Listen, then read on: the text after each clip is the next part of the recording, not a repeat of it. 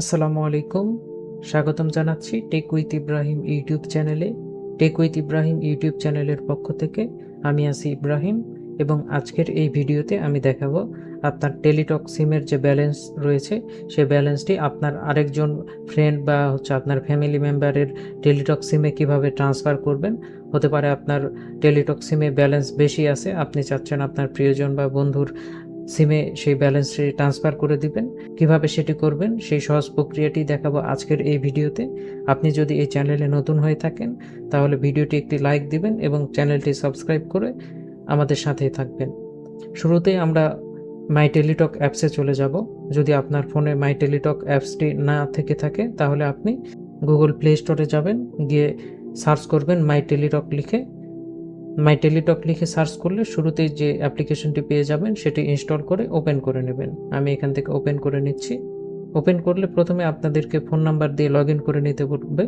আপনি phone number দিয়ে ভেরিফিকেশনে click করলে আপনার ফোনের একটি ওটিপি আসবে। ওটিপিটা দিয়ে ভেরিফিকেশন করলে এইরকম একটা ইন্টারফেসের মধ্যে আপনারা চলে আসবেন। এরপর আমরা নিচে দেখতে পারতেছি 3 ডট মেনু মোর লেখা। এই মোরের উপরে আমরা একটা ক্লিক করব।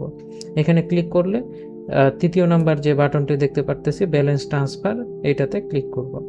এখানে ক্লিক করার পর আপনারা যেই নাম্বারে ব্যালেন্সটি ট্রান্সফার করতে চাচ্ছেন সেই নাম্বারটি দিবেন। এটা অবশ্যই টেলিটক নাম্বার হতে হবে, অন্য কোনো সিমের নাম্বার হলে এখানে কাজ করবে না। আপনি টেলিটক নাম্বারটা দিবেন। এরপরে 10 টাকা থেকে শুরু করে আপনার যে অ্যাকাউন্টে যত ব্যালেন্স আছে আপনি সেই অনুযায়ী এখানে ট্রান্সফার করতে পারবেন।